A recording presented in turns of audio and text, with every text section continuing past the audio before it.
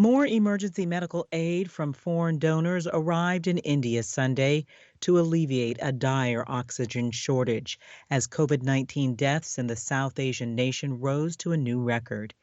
India is setting almost daily records for new infections and deaths as the virus crisis engulfs overstretched hospitals in cities and spreads into rural regions. The country of 1.3 billion has reported more than 215,000 total deaths and more than 19.5 million cases. The latest figures come as medical equipment, including oxygen generation plants, was flown into the capital, New Delhi, from France and Germany as part of a huge international effort. Nigeria will ban travelers from India, Brazil, and Turkey because of concerns about the rampant spread of coronavirus in those countries, a presidential committee said Sunday. The statement said the ban will take effect starting May 4th.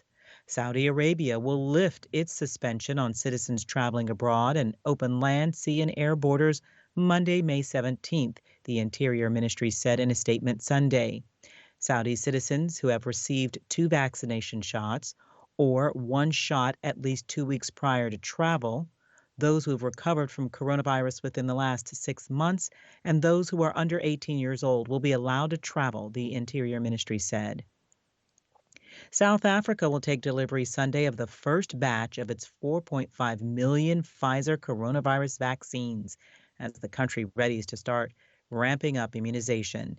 In a statement, the health ministry said more than 325,000 doses were scheduled to land at an airport in Johannesburg late Sunday. A similar number is expected weekly until the end of the month. U.S. President Joe Biden used the 10th anniversary of the raid that killed Osama bin Laden to reaffirm his decision to remove all U.S. troops from Afghanistan. In a statement released by the White House, he said, quote, "We kept the promise to all those who lost loved ones on 9/11 that we would never forget those we had lost and that the United States will never waver in our commitment to prevent another attack on our homeland," end quote. Now, as the U.S. begins pulling the last of its troops from Afghanistan, Mr. Biden said, quote, "Al-Qaeda is greatly degraded there," end quote. The president announced last month he would end Washington's longest war by September 11th. Myanmar security forces opened fire on some of the biggest protests against military rule in days, killing at least 5 people Sunday, media reported, 3 months after a coup plunged the country into crisis. The protests were coordinated with demonstrations in Myanmar communities around the world to mark what organizations called the Global Myanmar Spring Revolution. A senior British Conservative broke ranks Sunday to call for Prime Minister Boris Johnson's resignation if it is proven that he broke government rules over the funding of a lavish revamp of his Downing Street flat. The call from Douglas Ross, leader of the Conservatives in Scotland, came as new opinion polls showed that ruling party's lead over the main opposition Labour Party has been slashed ahead of British local elections Thursday. Meanwhile, British Foreign Secretary Dominic Raab said Sunday he had no idea if a Conservative Party donor had been asked to pay for childcare for Prime Minister Boris Johnson's son. The Sunday Times reported a British lawmaker had received a complaint from a Conservative Party donor that they were asked to foot the bill for a nanny for the child.